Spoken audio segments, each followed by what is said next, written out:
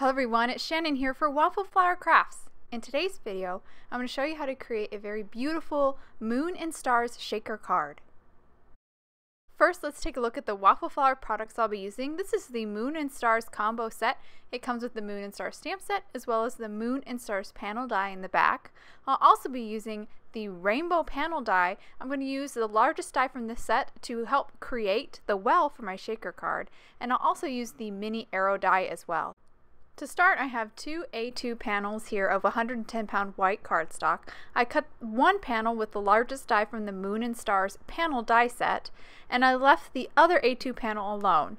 The first thing I'm going to do here is stamp or do my heat embossing on these two panels. I have the Moon and Stars stamp set here. I'm going to remove all the stars from this set. It comes with one large star, a medium star, and three tiny little stars. I'm just going to arrange them here, then pick them up with my acrylic block.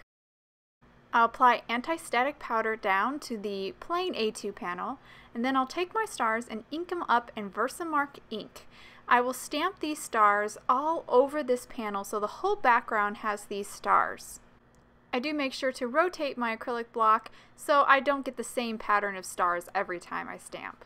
I'll just finish up here by stamping this last corner, and then I'll move on to the embossing powder. So I have gold embossing powder here. I'm going to carefully pour it all over this panel to cover up all those stars that I stamped. I work in sections here, doing section by section, being careful not to touch any of the places that have ink, and then I will tap off the excess. I have my heat gun heating up. I like it nice and hot before I bring it to my paper just to reduce the warping, and now that is all heat set and ready for the next embossing. So I have the other A2 panel here, the one that we cut with the Moon and Stars panel die. I have a sentiment from the Moon and Star stamp set picked out and already positioned on my MISTI. I'm inking it up with Versamark ink, applied anti-static powder to the paper, and now I'm going to stamp the sentiment. Now that I stamped it once, I'm going to ink it up one more time and stamp it a second time. I found that this is the best way to get some nice thick embossing, and then I will remove the paper and move on to the embossing powder. Just like before, I'm pouring on the powder and then tapping off the excess. And then again, I have my heat gun nice and hot before I bring it to the paper and heat set that powder. With the embossing done on my two panels, I'm ready to do my final bit of embossing on the inside of my card. So I have an A2 top folding card base inside my MISTI here, and a sentiment as well as all those stars that I used before from the Moon and Stars stamp set. And I'm going to ink them up with Versamark ink for one last time, stamp them, and then move on to the gold embossing powder, pour it on, tap off the excess, and then heat set it with my heat gun. Now we're going to move on to my favorite part of this project, which is the ink blending. I have three colors picked out. They're all distress inks. The first color is Salty Ocean, then we'll move on to Blueprint Sketch, and then finish up with Chipped Sapphire. I really love this part of it because it's very magical to watch it change from this white paper to a beautiful midnight blue sky background, and it's very simple to do because we are going very heavy with the ink here, so you don't have to be all stressed about a very soft, smooth gradation. Just because the amount of ink we're using, it's going to end up being very soft and smooth and seamless. It's very easy to do, and I think when this is all done, it almost looks like velvet. I just love the rich color here. I will warn you, it takes a long time to do just because we are putting so much ink onto the paper, so it probably will take you about I'd say 15 minutes of ink blending just this one panel to get that enough ink on there to make it nice and dark and bold. So I just laid down all three colors, and then I'm blending over a little bit more those transitions just to smooth them out a little bit and make them a little bit more seamless from one shade of blue to the next. I'm just finishing up here with a little bit more of that Blueprint Sketch, and that will complete my panel. I'll hold it up to the camera here so you can see the beautiful blend. And again, this is actually very easy to do because we are going so dark with the colors. I'm now going to do the exact same thing on my second panel. The only tricky thing here is that this has some delicate sides because they're cut thin from the die. So I'm just being careful when I blend here not to crumple or get the paper caught in the blender at all. Just being careful. You could of course blend this whole thing first and then die cut, and then stamp, but I prefer, I just feel like I waste less ink if I die cut it first and then blend on top of it. Then I'm not blending way more of the panel than I need to. This way I'm only blending what I need to and not wasting as much ink. So I'm just finishing up here with a little bit more of the chipped sapphire, and I do have my other panel nearby so I can kind of look and make sure I'm starting the colors at about the same points. I did basically do it in thirds, so it's pretty easy to replicate again on that second panel. Now I'm moving on to some more die cutting. I have some Mere Gold cardstock that I'm going to use. I have the Strip of Stars, which is from the Moon and Stars panel die. I'm also going to use the moon from that die set as well, and then the mini arrow die. I'm going to arrange them here on the gold cardstock, grab my top plate, then run them through my die cutting machine, and then I'll pop out all the die cuts here. The Strip of Stars is very delicate, so you want to be careful when you're removing it. I just like to pop them out from the top and then pull the Strip of Stars out from the bottom. It comes out nice and neat that way, and that way you don't crumple or fold those stars at all. I'm going to take that Strip of Stars again and arrange them here on the last bit of my gold cardstock and run it through so I will have 2 strips of stars. And then I'm going to pop out the moon and the arrow from the mini arrow die.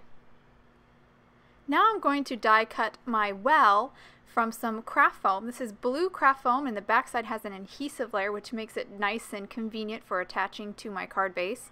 And I have the largest die from the Rainbows panel die set.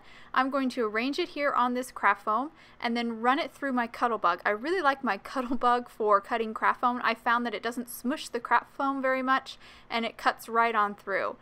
I used the blue craft foam for this project because you can kind of see it on the sides. I just think that this is a more discreet way, a more seamless way to hide your craft foam.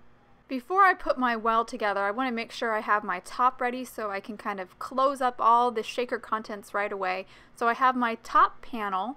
I'm going to put some glue on the back of it. I have on the right a piece of acetate that is cut to an A2 panel size. I'm using Tombow Mono multi-liquid adhesive here, and I'm going to stick this A2 panel of acetate right on down to the back side of my panel.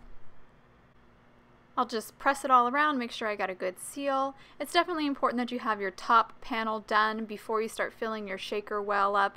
That way you can close it up really quickly and not accidentally bump your shaker panel and knock your shaker contents all around. So I'm now going to glue my background panel down onto my A2 card base. Again, I'm using some of that liquid glue, just going to stick it right down here, and then I'll move on to creating my well. So I have my craft foam here. I'm going to remove the backing on just the frame, and then I will line the corners up of the frame up with my card. This will make sure that everything is nice and straight. And don't worry, I will remove that inside square, inside rectangle of craft foam later, as soon as I get the frame stuck down to my card base here. That inside piece of craft foam just also helps to make sure that the frame stays nice and square. So I almost forgot to glue on my gold pieces. I could have put together the shaker card first, but I like to kind of tackle these right away. I've got some more of the Tombow Mono multi-liquid adhesive here, and I'm just adding small amounts to the back side of this strip of stars and being very careful of my glue use here. I don't want too much that when I press down it kind of squirts out, because then you'll see it on the acetate and it'll really look smudgy and blurry, really kind of messes up the look. Now for this bottom strip of stars, I do have to cut 2 strips of stars off. The camera stopped filming, so you missed me cut one, but I'm going to cut the second strip of stars here. They just block the sentiment a little bit, make it hard to read, so I got to remove those. I'm going to save the strip of, or the largest star from that I cut off, put a little glue on it, and I'm going to stick it down right next to the sentiment. This kind of draws your eye back up to the sentiment.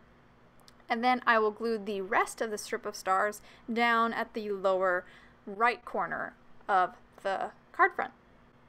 And I really use a small amount of glue. I can't emphasize that enough. It's just a small amount of glue. It may look like I'm squeezing out a lot. I know it's really hard to see on camera, but I am more moving the glue around with my tip of the glue bottle. That's why I'm lingering over those spots a little bit. Again, it's all just to make sure I don't get a lot of glue, and when I press down it kind of oozes out from underneath the die cut. I'm just going to trim off the excess there, and now I'm ready to glue down my arrow.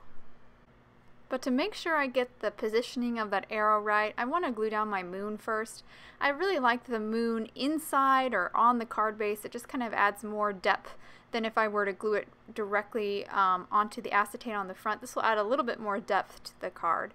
So now that I kind of know where my moon is going to sit, I'm going to now glue the arrows just so it's kind of pointing towards the moon, and you really get the sense. So it works really well with the sentiment.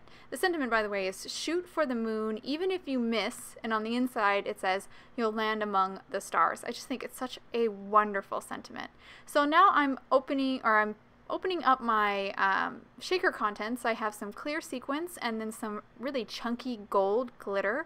I'm going to add a fair amount of both to the well. I'm going to apologize a little bit ahead of time here. My camera's going to cut out in just a second here. I'm going to add glue to the frame. You're missing me adding glue to the entire frame and then just sticking down the top panel. That's all you missed here. Sorry, my camera ran out of memory. And now I'm all done with the card. I'll hold it up to the camera so you can really get a good look at all the beautiful shaker contents and all the sparkle that we have from not only the sequins and glitter, but also our gold embossing and that mirrored gold cardstock. It's really pretty, and like I said before, this sentiment is just so wonderful, so encouraging, and I think this card would be such a blessing to receive in the mail. I just think it will really lift someone up. I hope you guys enjoyed today's video. If you want any more information on the products I use, please visit waffleflower.com, and you can follow us on YouTube, Instagram, and Facebook for more creative ideas. Thanks for watching!